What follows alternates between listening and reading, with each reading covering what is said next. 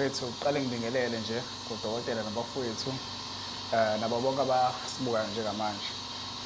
Into engithinte kakhulu kule nsizwa le sengiwabuka kakhulu ama-video akho nayo. Ngabuthi okay le ndoda le indoda elidingayo usizo.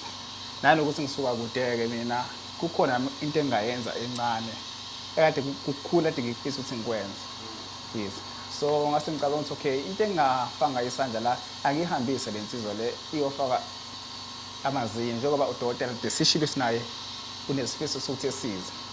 So kahle into ukuthi ngifake isandla la kudinga ukuthi ngifake isandla indlela engikhule ngayo nami ekhaya ukuthi okay kuyasizwana umuntu ushilo ubheka ukuthi umuntu ngabantu. So ukwazi ukuphila wedwa mangabe impilo yakho isathanda ukuthi ukuhambe kahle impilo yakho isahambela kahle. So ngaso sonke isikhathi kumele sibambaneni kungabe khona ophezulu kungabe khona ophansi. Yabona. Ngibingelele udokotela nakubheki sodumo. Okay mina angisena kumuntu okhona kakhulu kuma social network but ubaba kubhodilo leceni kwami ke yena ke ukhona. So uyena bengitshengisa those video production ukuthi kunomuntu ofana noBheki. So useme ngifonela izolo engitshe into kanje excuse me I think sihlanganiswe into eyodwa sinayo ilento yokuthanda abantu.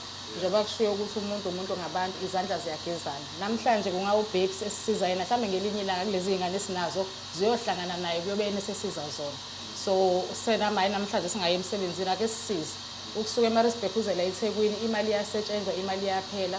So makhona la singafaka khona isandla asisize kodwa ngokuthi uyena impela kubhutike onalo uthando lomunye umuntu ngokukhula kwakhe i-background yami nobhuti ayifani njengoba ngilokhu ngihlala naye nje uyangifundisa ukuthi la ngisuka khona mina ngakhula kanje.